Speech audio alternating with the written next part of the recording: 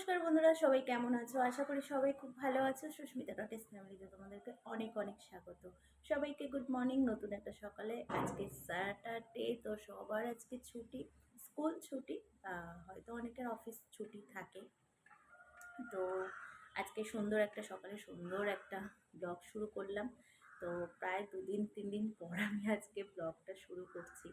তো স্নান ধান করে নিয়েছি আজকে সকাল সকাল। আর কেননা মার কাজ করতে করতে না প্রচণ্ড লেট হয়ে যাচ্ছে, সেই জন্য আর ব্লগও করি না। আর মানে যেটুকানি ছিল মানে করা ব্লগ, সেইটুকানি তোমাদের সঙ্গে কদিন ধরে শেয়ার করেছি।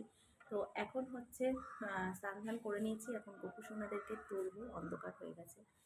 তো দিদি চলে এসেছে। বেসিনটা একটু মেজে দিস তাহলে, ভালো করে আমি ঠাকুরের বাসনটা মেজে নেবো। হ্যাঁ, বেসিনটা একটু মেজে দে, তাহলে আমি আর ছাদে যাবো না, তা নাহলে ছাদে আমাকে গিয়ে বাসন মাজতে হতো। আর তাহলে যাবো না, তুই বেসিনটা মেজে দে, আমি ইয়ে করে নেবো। তো চলো, এদিকে তাহলে দিদিও চলে এসেছে, ভালোই হলো, আমার আর মুছতে হবে না নিচটা, নাহলে আমাকে মানে ডাইনিংটা একটু মুছতে হতো আর কি। তো চলো, বাসি ঘরে তো পুজো দেওয়া যায় না, তো সেই কারণে সব কিছু ও চলে এসছে। আমি এদিকে তাহলে আমি সোনাদেরকে তুলে নিই, নিয়ে তোমাদের সঙ্গে আজকে ব্লগটা শুরু করি। তো চলো, আজকে সুন্দর একটা সকালে আজকের সারাদিন কী করবো না করবো অবশ্যই তো তোমাদের সঙ্গে শেয়ার করবো। আর তোমরা কেমন আছো অবশ্যই কমেন্ট করে জানিও। আমরা মোটামুটি আছি, এখন মার শরীর ভালো আছে যেহেতু, আমরাও সবাই একটু ফ্রেশ আছি। তো ভগবান যেরকম যখন রাখে আর কি। তো চলো, এবার ঠাকুর ঘরে ঢোকা যাক, দেখতে থাকো তোমরা। এই শীতের সময় এই জানলাটা দিয়ে এখন এই অবধি আমাদের দেখো রোদ এসছে, দেখতেই পাচ্ছ। তো এই রোদটাই মানে জানলার সামনে একটু আমরা পাই সকালবেলাটা, তো বেশ ভালো লাগে। তো চলো, এবারে আমার গোপু সোনাদেরকে আমি তুলি। আগে জানো তো, আমি সকাল হলেই আগে ঠাকুর পুজো করে তারপরে মানে সমস্ত কিছু কাজ করতাম। সমস্ত কিছু বলতে এই ধরো সকালবেলা রান্নাবান্নার টিফিন, মেয়ের স্কুলের টিফিন বলো, সব কিছু অনেক আগে উঠতাম, উঠে আগে ঠাকুর ঘরে কাজ করতাম, তারপরে সব কিছু।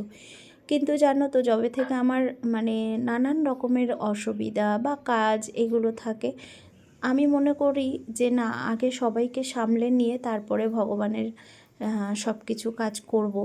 কেন বলো তো, আগে মানে অসুস্থ মানুষদেরকে আগে দেখতে হবে, তারপরে সব কিছু আমার মনে হয়। জানি না তোমাদের এটা ঠিক লাগে কি না, যেহেতু আমার বাড়িতে একের পর এক অসুবিধা আর একের পর এক মানে অসুস্থ লেগেই আছে। তো সেই জন্য এখন আর আমার সেরকমভাবে ঠাকুর ঘরে আসা হয় না। আসা হয় না বলতে এই সকালবেলাটা আর আসা হয় না, বেশিরভাগটাই তোমাদের দাদাভাই তোলে, আর আমাকে একদমই আর আসতে হয় না। কেননা দেখো, আমি সকালবেলা মানে গরমকালটা হলে আমার কোনো অসুবিধা হয় না যেহেতু, আর শীতকালটায় না আমি আর পেরে উঠি না, সারাটা দিন জল ঘাটি, সারাটা দিন মায়ের জিনিসপত্র কাচাকাচি ধোয়াধুয়ি, মানে আর মানে সকালবেলা যদি ঠান্ডা জলে স্নান করি না, তাহলে খুবই আমি অসুস্থ হয়ে পড়ি। কী কারণে আমার ভিতরে ঠান্ডা লেগে যায় আমি ঠিক বুঝতে পারি না। যখন মানে মারাত্মকভাবে আমার বুকে কফ জমে যায়, তখন আমি খুবই অসুস্থ হয়ে পড়ি। এবারে আমি অসুস্থ হয়ে পড়লে তখন আর একটা অসুস্থ রোগীকে কে দেখবে, তাই না বলো? তো সেই জন্যই ভগবানকে বলেছি যে তুমি একটু আমাকে ক্ষমা করে দিও।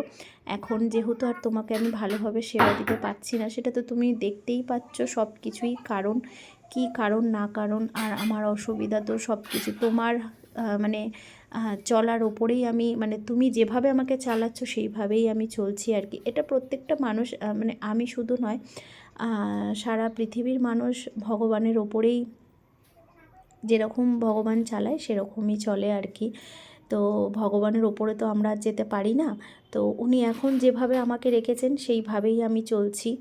আর মানে যখন যেভাবে রাখেন সেইভাবেই আমরা সবাই চলি আর কি। তো সেটাই একটা আমার এখন সময়, এই যেটা যাচ্ছে আর কি। তো কিছু করার নেই। তো সেই কারণে যখন একটু সময় পাই, বা যখন এই যে আজকে ধরো একটু ঠান্ডাটা কমই ছিল, আর তারপর আমার এদিকে একটু কাজ ছিল, তো সেই জন্য স্নান করে নিয়ে ভাবলাম যে না, ঠাকুর পুজোটা আগে করে নিই। তো ওই জন্য চলো, এখন গোপুসোনাকে তোলা হয়ে গেছে। আর মানে জানি না তোমরা কতটা শুনতে পাচ্ছ, আমার গোপুসোনাকে আজকে তুলে না বেশ আমার মনটাও খুব ভালো, জানো তো। আজকে আমার বেশ সারা দিনটা কি সুন্দর চলে গেল, বিশ্বাস করো কিছু বুঝতেই পারলাম না। কিন্তু ওই যে কিছু করার নেই। আর মানে যেহেতু এই যে ওইদিকে যেহেতু কাজ করতে লেগে গেছিলাম, জানো আজকে একটু মায়ের ওই দিকটা লেট হয়ে গেছিলো, কিন্তু কি করব বলো, মানে সব সময় তো আর হয়ে ওঠে না। তো ওই জন্যই আমার গোপুসোনাদেরকেও বলি, ভগবানকেও বলি যে ভগবান আমি কিছু করার নেই, আমার হাত পা তো বাঁধা, তুমি তো সবই বোঝো। এক এক সময় জানো তো মানে প্রচুর প্রচুর দেরি হয়ে যায় ভোগ লাগাতে দুপুরবেলা। কি করব বলো, কিছু তো করার নেই। তো যাই হোক, আজকে সত্যি মনটা ভালো লাগছে, জানি না সত্যি কথা এটা হচ্ছে নিয়ম।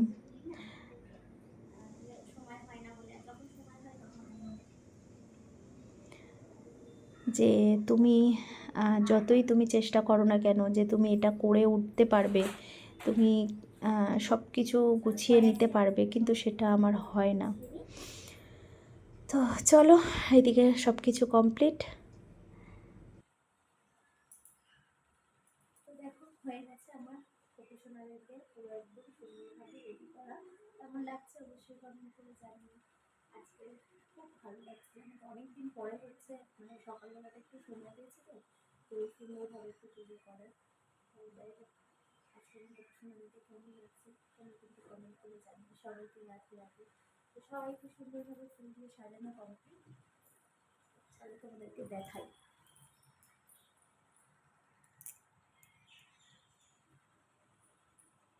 দেখো একদম সুন্দরভাবে যে কটা ফুল মানে হয়েছিল আর কি, সব কটাই সবাইকে একটু একটু করে দিয়েছি।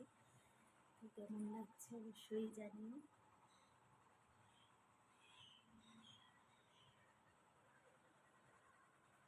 তো চলো এবারে আমি ভোগটা লাগিয়ে কমপ্লিট করে নিই।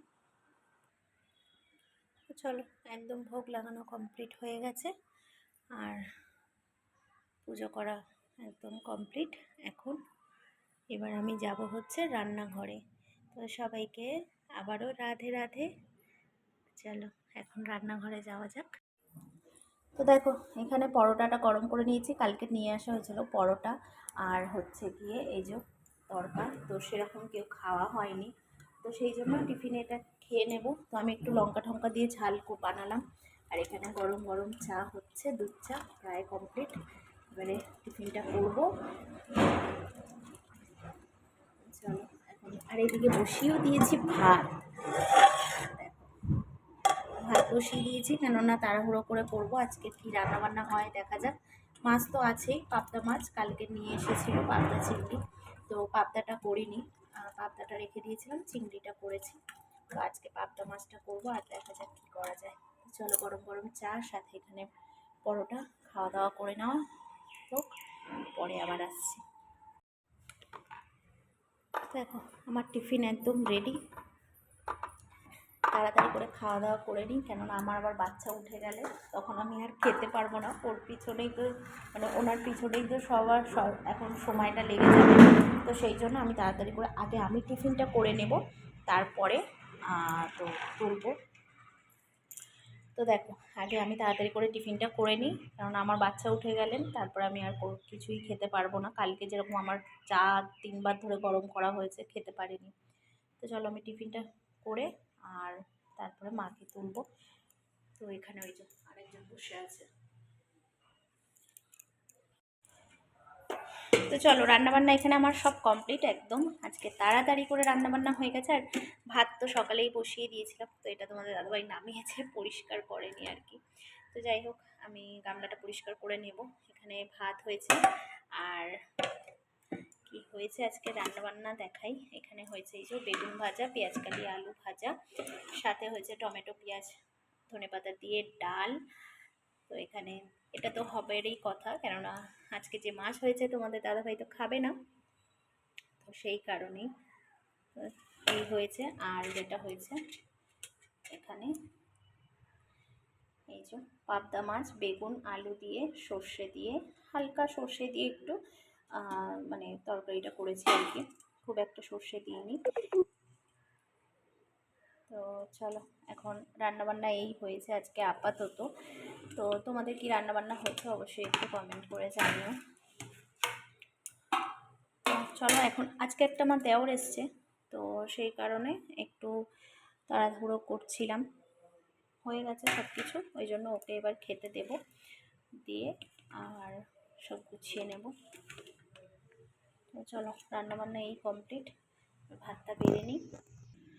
তো চলো, এখানে আজকে আমার যে দেওরটা এখন এসছে আর কি, তো আমার একটা দেওর এসছে, তো তার জন্য আজকে আগেই খাবার গুছিয়ে নিয়েছি। এখানে বুড়িদিকেও বললাম খেয়ে নাও একসাথে, ওনার নাতি এসছে যেহেতু, তো একসাথেই খেয়ে নিই। তো এখানে ভাত আছে, লেবু, আর এই যে পেঁয়াজকালি আলু ভাজা, একটু বেগুন ভাজা, আর এখানে আছে ডাল, মসুর ডাল যেটা তো দেখালাম, আর এখানে এই যে পাবদা মাছ। তো আজকে আমাদের দুপুরের ওরা খাওয়া দাওয়া করে নিক, আর বড় করব না ব্লগটা। আজকে মতন টাটা, সবাই ভালো থাকবে, সুস্থ থাকবে, সবাইকে ভালো রাখবে, সুস্থ রাখবে।